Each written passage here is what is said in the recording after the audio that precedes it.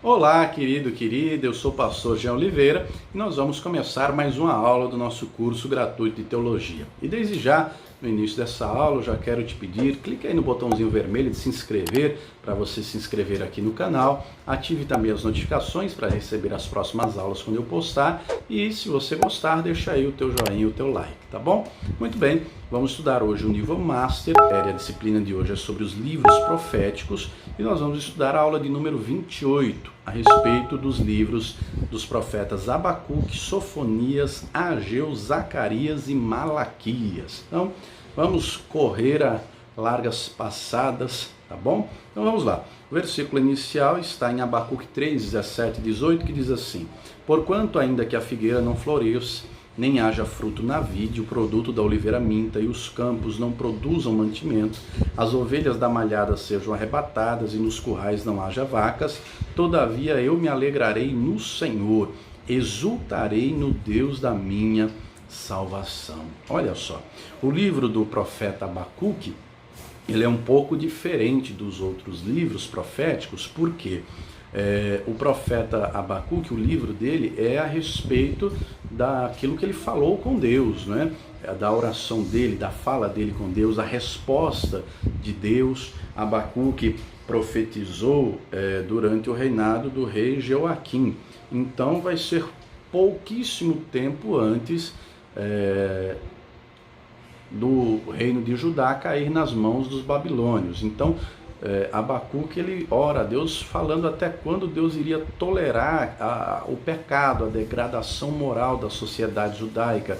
Eles não estavam cumprindo a palavra, não estavam vivendo conforme a vontade de Deus, viviam uma vida ímpia, pecaminosa, né? Uma vida completamente contrária à vontade de Deus. Eu vou ler aqui só um trechinho que o Espírito Santo me trouxe à memória daquilo que Deus falou com Ezequiel, em Ezequiel 22, que descreve um panorama, não é, que Abacuque aqui não descreve com as mesmas palavras, mas deixa eu só ler aqui rapidamente, Ezequiel 22, 26, lembrando que nós já falamos sobre Ezequiel, né? Se você não viu essa aula, procura aí que tem as aulas anteriores a respeito do profeta Ezequiel.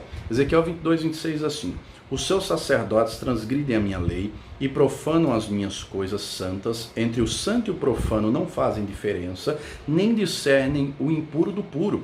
E de meus sábados escondem os seus olhos, e assim sou profanado no meio deles.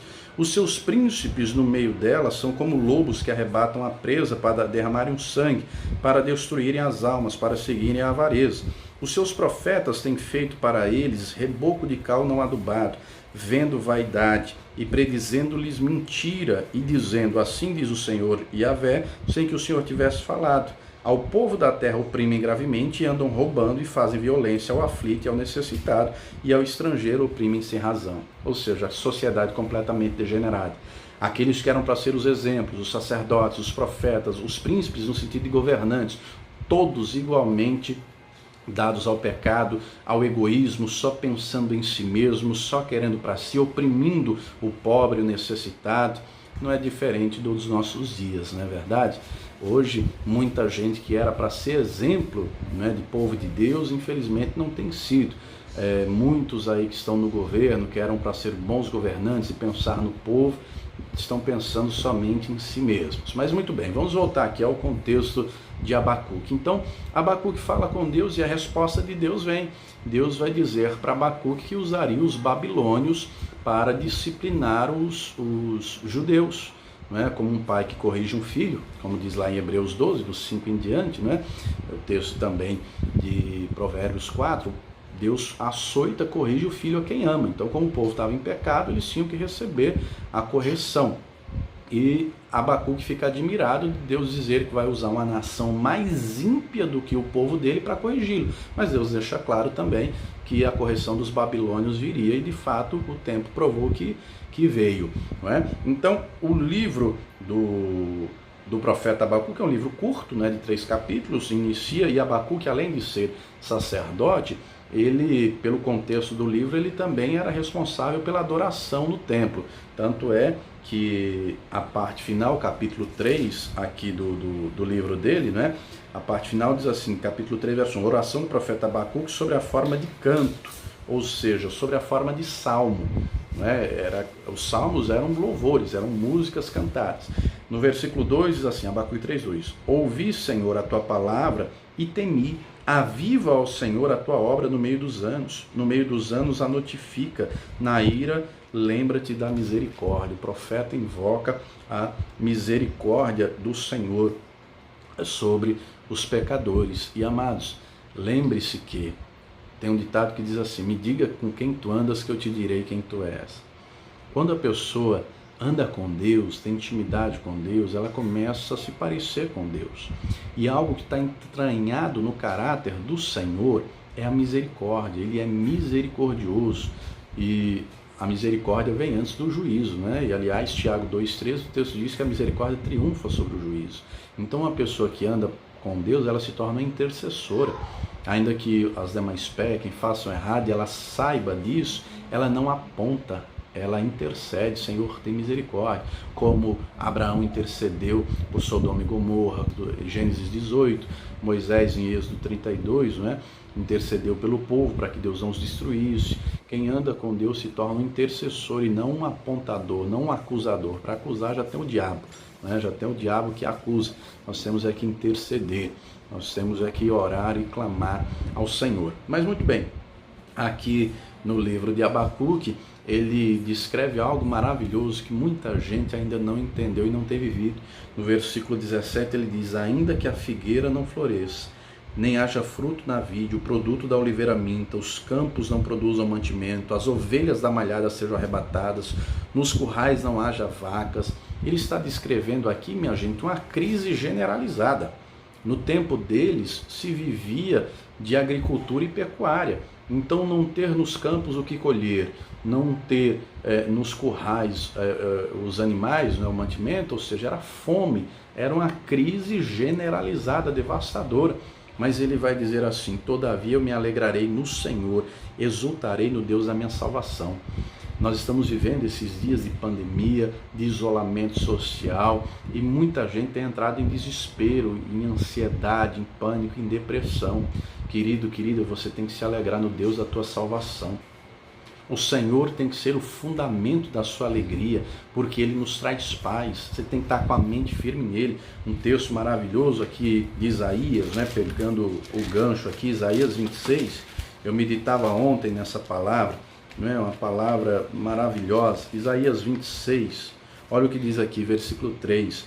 Tu conservarás em paz aquele cuja mente está firme em ti, porque ele confia em ti. Confiai no Senhor perpetuamente, porque o Senhor Deus é uma rocha eterna. Olha só, o Senhor guarda em paz aquele que tem a mente firme no Senhor. O Abacuque tinha uma certeza: podia vir o que viesse, crise, dificuldade, problema, ele iria continuar se alegrando no Senhor. E quando nós estamos firmes no Senhor, quando nós estamos fazendo do Senhor a nossa rocha, a nossa força, nós temos paz. Mesmo em meio ao caos, mesmo em meio às dificuldades e problemas, nós temos uma convicção e uma certeza: o Senhor continua no controle. Ele não me deixa, Ele não me abandona, Ele é comigo, Ele é por mim, Ele vai me ajudar. Tome posse disso, querida. Conforte e console o teu coração. Como diz o Salmo 46, verso 10, Salmo 46, no versículo de número 10, diz o seguinte: tome posse dessa palavra. Aquietai-vos e sabei que eu sou Deus, serei exaltado entre as nações, serei exaltado sobre a terra.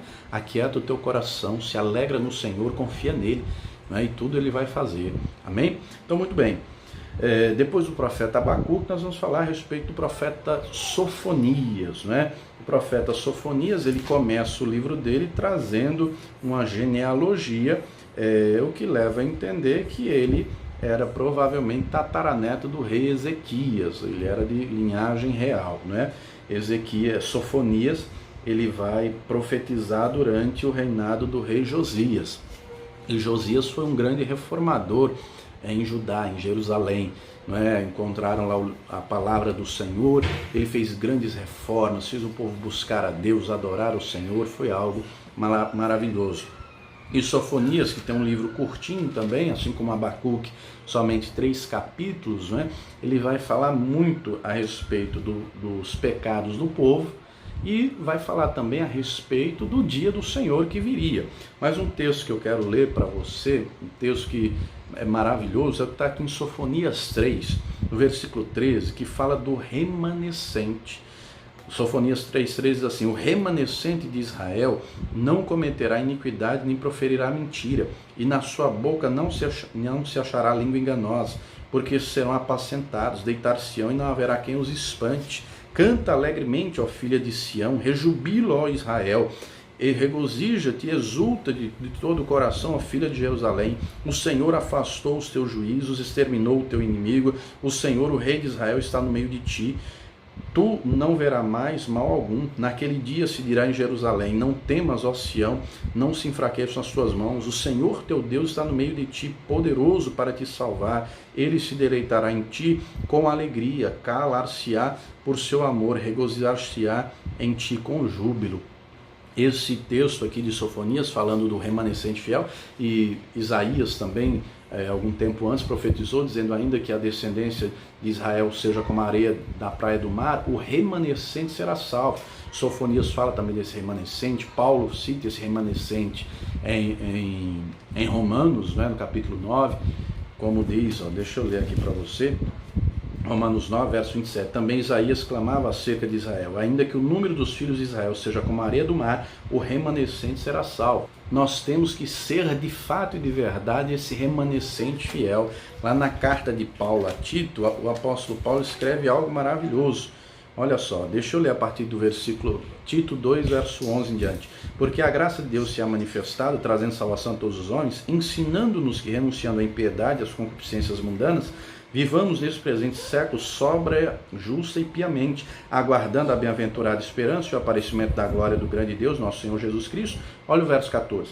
O qual se deu a si mesmo por nós, para nos remir de toda iniquidade e purificar para si um povo seu, especial, zeloso de boas obras. É este povo que Sofonias está falando, este povo que é zeloso, que é de boas obras, né, que pratica a justiça, que abomina a iniquidade, que se afasta do pecado.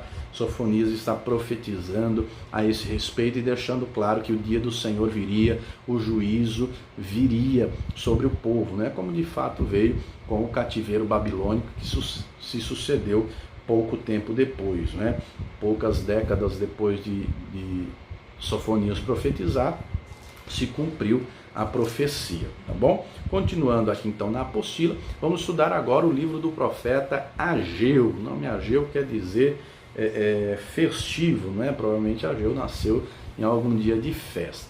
O profeta Ageu, diferente dos outros dois, Abacuque e Sofonias, eles profetizaram antes do cativeiro babilônico. Já Ageu, Zacarias e Malaquias, eles profetizam depois do cativeiro babilônico, ou seja, depois que os judeus retornam da Babilônia para Jerusalém. E o livro de Ageu, que é curtinho, 2 capítulos, né? Ageu, ele vai de maneira específica, Deus o usa para trazer ânimo ao povo. Eles voltaram da Babilônia, a turma voltou, o primeiro regresso foi sob o comando de Zorobabel. Você pode ler isso lá no livro de Esdras, do capítulo 1 até o capítulo 6, que narra esse regresso. Depois o segundo regresso com Esdras, e por fim Neemias vem para reconstruir os muros de Jerusalém. Mas muito bem, quando eles voltam, se você ler lá no livro de Esdras, Deus vai dar uma ordem clara para Zorobabel que a prioridade, a primeira coisa que Deus queria que eles fizessem em Jerusalém era reconstruir o templo, porque Deus queria estar em primeiro lugar no coração deles, e Deus queria que eles demonstrassem isso através de atitudes. Então eles voltam para Jerusalém, eles até começam a obra, só que eles não dispunham dos recursos que Salomão dispunha, né? No tempo de Salomão havia ouro, havia prata, tinha abundância de tudo. Eles regressam, mas não têm os mesmos recursos. Mas independente do recurso, Deus queria ver a motivação do coração externada através de atitudes, de reconstruir o templo. Eles até começam a obra, mas param. E aí cada um vai se preocupar com a sua própria casa. Por isso que Deus levanta Ageu para dizer o seguinte, Ageu capítulo 1, verso 2. Assim fala o Senhor dos Exércitos, dizendo, este povo diz, não veio ainda o tempo em que a casa do Senhor deva ser edificada. Veio, pois, a palavra do Senhor pelo ministério do profeta Ageu, dizendo, é para vós tempo de habitardes nas vossas casas estucadas, e esta casa há de ficar deserta? A prioridade era reconstruir o templo, só que eles foram construir as casas deles, não é? Eles em primeiro lugar e Deus em segundo. Isso é perigosíssimo, queridos, porque ou Deus está em primeiro lugar na nossa vida ou não está em lugar nenhum. O povo aqui no tempo de Ageu deixou claro que Deus não estava em primeiro lugar na vida deles. Eles foram para casa refazer as casas deles, né? Casa estucada significa a casa com reboco, com acabamento, né? Imagina a casa assim toda rebocada, pintada, com pedra na frente, enfim, tudo isso. E abandonaram a obra do Senhor. Por isso, no verso 5, ora, pois assim diz o Senhor dos Exércitos, aplicai o vosso coração aos vossos caminhos. Deus está dizendo, avalie o que vocês estão fazendo. O que vocês estão fazendo está errado, as suas atitudes diante de mim estão erradas. Então, o povo estava fazendo o que desagradava a Deus. A prioridade era reconstruir o templo, né? E aí Deus vai dar a orientação através de Ageu, vai no bosque, busca madeira, traz, trabalha, reedifica, porque, e Deus deixa de maneira clara, olha o verso 6, semeais muito e recolheis pouco, comeis, mas não vos fartais, bebeis, mas não vos saciais, vestivos, mas ninguém se aquece, e o que recebe salário, recebe num saco furado. Olha só, Deus vai deixar de maneira clara que foi ele que fez aquilo, não é? Verso 9, olhaste para muito, mas eis que alcançastes pouco. Este pouco, quando o trouxeste para casa, eu lhe assoprei. Por quê? Diz o Senhor dos Exércitos. Por causa da minha casa, que está deserta, e cada um corre à sua própria casa. Olha só, por isso retém os céus o seu orvalho, e a terra retém os seus frutos, e fiz vir a seca sobre a terra, e sobre os montes, sobre o trigo, e sobre o mosto, e sobre o azeite, sobre o que a terra produz, como também sobre os homens, e sobre os animais, e sobre todo o trabalho das mãos. Deus deixa de maneira clara, ou vocês me colocam em primeiro lugar, ou a vida de vocês vai de mal a pior. Querido, querida, Deus está interessado em nos abençoar, só que é de acordo com a palavra dele. Quando nós obedecemos, Deuteronômio 28, né? Se ouvirmos e obedecermos, as bênçãos vêm e vêm com abundância. Vem e vem com abundância. Agora depende de nós. Ouvirmos e obedecermos, colocarmos o Senhor em primeiro lugar, né? Colocarmos o Senhor como primeiro lugar na nossa vida, através de atitudes que demonstrem isso de fato.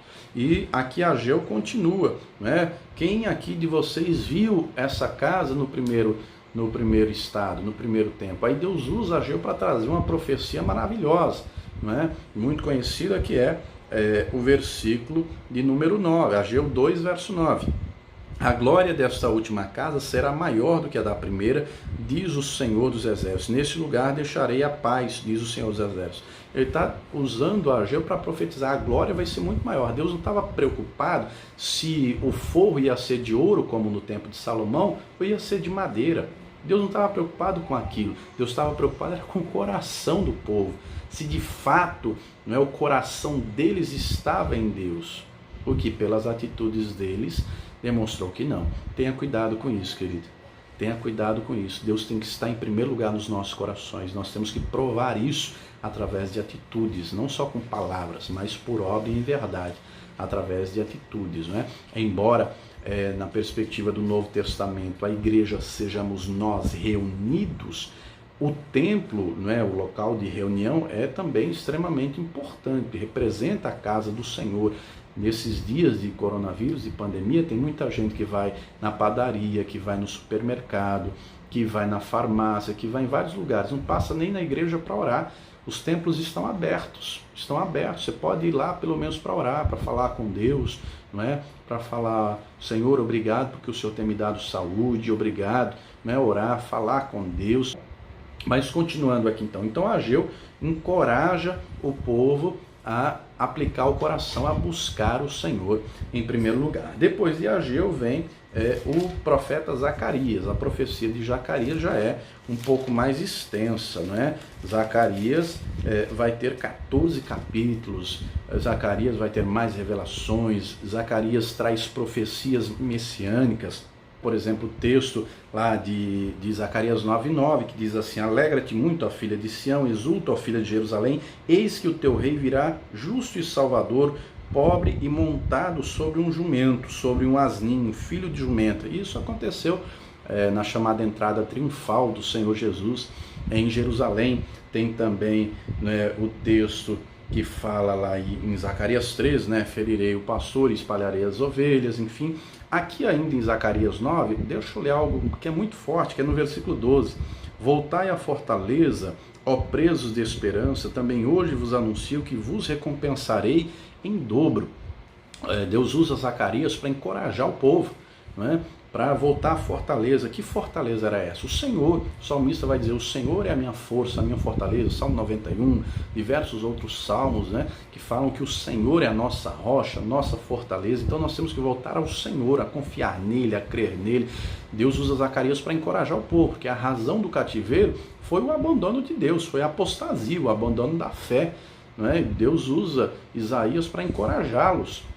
Usa Zacarias, melhor dizendo, para encorajá-los. Eu falei Isaías porque lá Isaías também fala disso, no capítulo de número 61, no versículo de número 7, diz assim, Isaías 61, 7. Por vossa dupla vergonha e afronta exultarão pela sua parte, pelo que na sua terra possuirão o dobro e terão perpétua alegria. Não é? O Senhor anuncia recompensa em dobro para o seu povo que busca, que clama, que confia nele, que crê nele. Querido, Deus quer ver cada um de nós firmes nele, se fortalecendo nele. Nós estamos em meio a uma batalha espiritual e nesses dias de pandemia, nesses dias de isolamento, nós temos que nos fortalecer aqui, ó. Fortalecer o nosso coração, a nossa mente, estar com a mente firme no Senhor, não é fazer dele a nossa fortaleza. Você assim fazendo, você não vai entrar em angústia, ansiedade, em depressão. Querido, querida, algo alarmante no nosso país é que Rivotril há anos é o segundo remédio mais vendido do país. É remédio tarja preta, é antidepressivo, é remédio forte, é o segundo mais vendido dessa nação. Deus não quer ver você tendo que tomar remédio para dormir. Deus não quer ver você tendo que tomar remédio para se controlar. Deus quer ver você orando, buscando, se fortalecendo nele. Deus quer encher o teu coração de alegria. Agora depende de cada um de nós buscar ao Senhor, se fortalecer, ser um cristão disciplinado, inteiro o seu devocional diário, louvar, profetizar, fazer como Abraão, se fortalecer no Senhor, dando glória a Deus. Não é? Agora, se você não faz isso, você vai ser fraco. Infelizmente tem muitos crentes na fé, fracos na fé. Paulo diz lá em 1 Coríntios 11, deixa eu ler aqui para você, muita gente infelizmente tem vivido isso daqui, ó. 1 Coríntios 11, 30. Por causa disso, entre vós muitos fracos, doentes e muitos que dormem, muitos mortos. Né? Tem muita gente fraco na fé, doente na fé e morto na fé. Não, Deus não quer ver isso na tua vida não, querido. Ele quer te fortalecer. Só que depende de você se fortalecer no Senhor. É por isso que a palavra traz uma orientação clara aqui em Efésios 6:10. No demais, irmãos meus, fortaleceis no Senhor e na força do seu poder. Aí você pode pensar, pastor, mas eu estou tão fraquinho, não é? Eu estou desanimado. Olha o que diz aqui, segundo aos Coríntios 12, segunda carta aos Coríntios 12, no versículo 9 diz assim, disse-me, a minha graça te basta, porque o meu poder se aperfeiçoa na fraqueza. De boa vontade, pois, me gloriarei nas minhas fraquezas, para que em mim habite o poder de Cristo, pelo que sinto prazer nas fraquezas, nas injúrias, nas necessidades, nas perseguições, nas angústias, por amor de Cristo. Porque quando estou fraco, então sou forte. Deixa o Senhor te fortalecer, deixa o Espírito Santo te renovar, se encha do Espírito Santo. Nós temos aqui uma orientação clara nesse sentido, Efésios 5:18. Não vos embriagueis com vinho que há contenda, mas enchei-vos do Espírito. Deixa ele te encher, deixa ele te fortalecer, faz a tua parte, ora, clama, busca, estuda a palavra, ao invés de você ficar assistindo aí filmes de violência, filmes de coisa que não tem nada a ver, perdendo tempo em coisas que não vai te edificar, em rede social. Tem muita gente aí que está viciado em celular, em rede social, naquilo que não edifica. Querido, usa o celular, a televisão para aquilo que vai te edificar. Tem gente ficando doente de assistir jornal que só passa tragédia. Eu não estou dizendo que você não pode ter informação a respeito do que está acontecendo. É claro que você tem que ter informação. O que eu estou dizendo é que aquilo que você está vendo não pode ter o poder de te influenciar para te colocar para baixo. Vivemos dias difíceis, queridos, dias trabalhosos. A Escritura diz que seria assim e nós estamos vendo acontecer, mas Deus continua no controle de tudo, Ele continua te fortalecendo se você quiser, Ele continua te enchendo de alegria, de paz se você quiser. Você tem que voltar à fortaleza, você tem que crer nele, você tem que colocar ele em primeiro lugar mais uma vez, novamente, todo dia e sempre. Amém? Muito bem, então voltando aqui para terminarmos na apostila, falamos já de Abacuque, de Sofonias, de Ageu, de Zacarias, e vamos falar também a respeito do profeta Malaquias. O cenário de Malaquias é trágico, porque mesmo o povo tendo passado pelo cativeiro babilônico, mesmo tendo apostatado, vivido longe de Jerusalém, eles voltam para Jerusalém, eles reconstroem o templo, mas vão mais uma vez apostatar da fé. Estão em Jerusalém mais uma vez, tem templo mais uma vez, só que não tem coração, não tem entrega, né? Não tem o que Deus disse lá através de Jeremias 29, buscar-me-eis e me achareis quando me buscares de todo o vosso coração. O contexto aqui de Malaquias é trágico, é terrível. Olha o que diz aqui no Malaquias 1,6. O filho honrará o pai, e o servo seu senhor. E se eu sou pai, onde está a minha honra? E se eu sou senhor, onde está o meu temor? Diz o Senhor dos exércitos, a vós, os sacerdotes, que desprezais o meu nome, dizeis, em que desprezamos o teu nome? Olha só, aí o texto continua aqui, né, porque apresentava um animal coxo, animal cego, pão bolorento, não honravam o Senhor. Querido, quando Deus está em primeiro lugar na nossa vida, nós temos que honrar com o nosso melhor, com o que temos, com o que somos e com o que temos. Não era o caso aqui do tempo de Malaquias. O povo não tinha distinção entre o santo e o profano, não sabia o que era honrar a Deus. Eles tratavam ao Senhor de qualquer maneira, não é? De qualquer coisa, de qualquer jeito. Olha o que diz aqui Malaquias 1,12. Mas vós o profanais quando dizeis, a mesa do Senhor é impura e o seu produto, a sua comida é desprezível. E dizeis, eis aqui que canseira, e o lançastes ao desprezo, diz o Senhor. Vós ofereceis o roubado. Chegava ao ponto de roubar os vizinhos para poder apresentar a oferta a Deus. O coxo, o enfermo, assim fazeis a oferta. Ser-me aceito isso de vossa mão, diz o Senhor.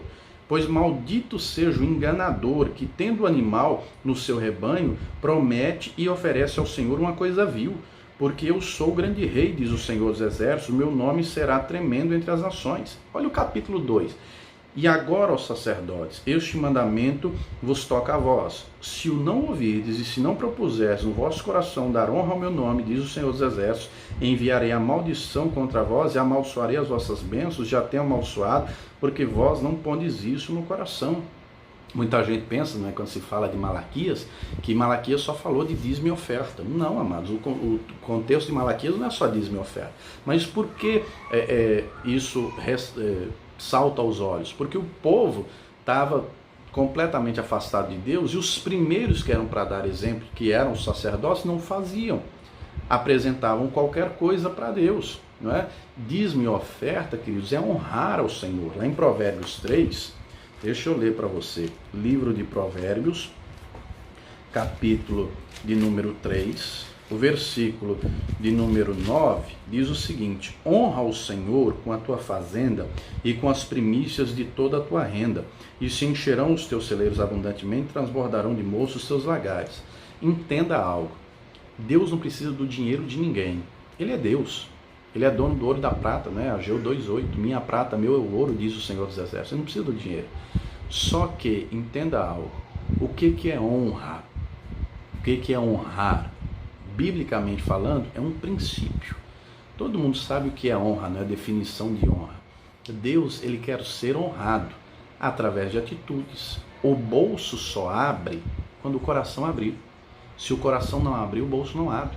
É por isso que no tempo da igreja primitiva, em Atos 2, o povo vendia era tudo, trazia todo o dinheiro e depositava aos pés dos apóstolos. Porque o coração estava completamente dilatado, aberto, né? Viam malicuia literalmente morar no templo, na igreja. Queria estar lá, não queria sair daquela unção, daquele mover, não queria nem voltar para casa, vendia a casa, queria estar lá o tempo todo. Então, Deus diz lá, 1 Samuel 2, 30, que ele honra quem o honra. Aqui em Provérbios a mesma coisa, nós temos que honrar ao Senhor com o que somos, orando, meditando na palavra, com o nosso louvor, não é? E temos que honrar a Deus com aquilo que temos, com os recursos que Deus nos dá. Não porque Deus precisa, mas porque é um princípio bíblico.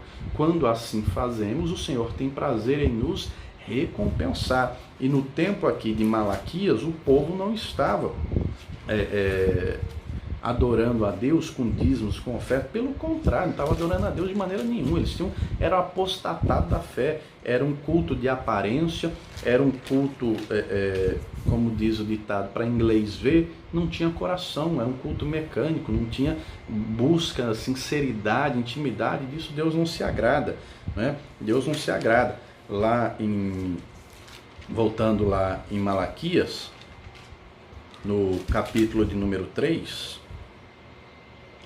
Malaquias 3, versículo 6, diz assim: porque eu, o Senhor, não mudo, por isso vós, ó filhos de Jacó, não sois consumidos, porque Deus é misericordioso. Se Deus não fosse misericordioso, o povo seria destruído.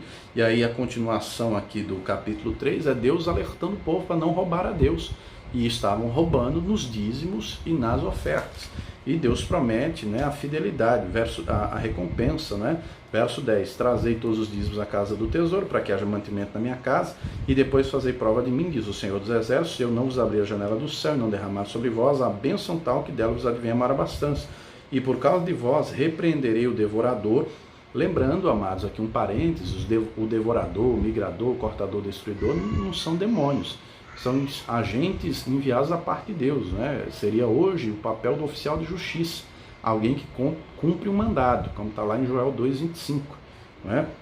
E Deus promete recompensa, versículo 12, todas as nações os chamarão bem-aventurados, porque vós sereis uma terra deleitosa, diz o Senhor dos Exércitos. Olha o versículo de número 18, vou ler a partir de 17, Malaquias 3,17. Eles serão meus, diz o Senhor dos Exércitos, naquele dia que farei, serão para mim particular tesouro, poupá-los-ei como um homem poupa ao seu filho que o serve. Então vereis outra vez a diferença do justo e do ímpio, daquele que serve a Deus e daquele que não serve. Quando nós servimos a Deus, quando nós honramos ao Senhor, há diferença, querido. Há diferença entre quem vive com Deus, quem vive a palavra, e quem não cumpre, quem não pratica. Infelizmente, nós vivemos hoje muitos cristãos que vivem uma vida de aparência, até obreiros, pastores, né, com vida de aparência. Deus não se agrada disso não, queridos. Nós estamos aqui para apontar ninguém, não. Nós estamos para viver a palavra, e nós temos que olhar para nós. É fácil olhar, e a Escritura fala muito disso, né? É fácil ver os erros dos outros. Nós temos que olhar e ver os nossos antes de apontar os outros. Lá no Salmo 19, o salmista vai dizer o seguinte, Salmo 19, versículo 12, quem pode entender os próprios erros? Expurga-me tu dos que são ocultos. Aqui o salmista Davi, né, está dizendo, Senhor, quem pode discernir os próprios erros? Eu quero discernir, me mostra onde eu estou errando, eu quero discernir os meus erros para não voltar a errar. No Sermão do Monte, Jesus diz, né, antes de ver o cisco que está no olho do outro, tira a trave que está no teu. Então, nós temos que olhar para nós. Será que nós estamos vivendo o Evangelho de verdade? Nós estamos vivendo uma vida de aparência, o nome de que está vivo, mas está morto, como Jesus disse à igreja de Sardes, em Apocalipse 3. Olhe para o seu coração, olhe para a vida que você tem levado, as atitudes que tem tido, as palavras que tem dito, aquilo que tem assistido. Tenha cuidado com isso. No tempo de Malaquias, o povo vivia uma apostasia. Tinha culto, tinha adoração, mas era tudo vazio, mecânico, não era da maneira correta e adequada, não era com o coração, não agradava a Deus. Se não for de coração, querido, para Deus não serve. Tem que ser de todo o coração. Tem que ser uma busca intensa. Amém? Que Deus te abençoe. Que Deus abençoe você, a tua casa, a tua família, tá? Vou ficando por aqui. E mais uma vez eu te peço, se inscreva aí no canal, se você ainda não é inscrito, ative as notificações para você receber as próximas aulas quando eu postar. Se você gostou, deixa aí o teu joinha, o teu like. E também eu te peço, seja um pregador do telhado, nos ajude com essa obra, tá? Assista agora esse importante recado, que Deus te abençoe e viva o Senhor Jesus. Você também é nosso convidado a se tornar um pregador do telhado. Os pregadores do telhado são aqueles que contribuem com essa obra, para que esse curso de teologia, esse curso gratuito de teologia aconteça. Você também é nosso convidado a se tornar um pregador telhado. São aqueles que fazem doações, não é? Você pode doar depositando a tua oferta no Banco Bradesco, agência 1074, conta 35333, dígito 7. Vou repetir, agência 1074, conta 35333, dígito 7, isso no Banco Bradesco. Você também pode contribuir através do Banco Itaú. No Banco Itaú, agência 0355, a conta é 07777, dígito 7. Vou repetir, Banco Itaú, agência 0355, conta corrente 07777, dígito 7. Se você precisar, o CNPJ da Paz e Vida é, anote aí, 52844-412, 1000 ao contrário, 01. Vou repetir, o CNPJ da Comunidade Cristã Paz e Vida, 52844-412, 1000 ao contrário, 01. A Escola Superior de Teologia João Henrique Palharim é mantida pela Comunidade Cristã Paz e Vida. Então, torne-se um pregador telhado. Hoje é muito fácil, né? Você tem aí um celular, um notebook, um tablet, está aí na tua mão, você pode fazer a doação, pode contribuir, e eu tenho plena certeza que o Senhor nosso Deus vai te recompensar abundantemente. Amém?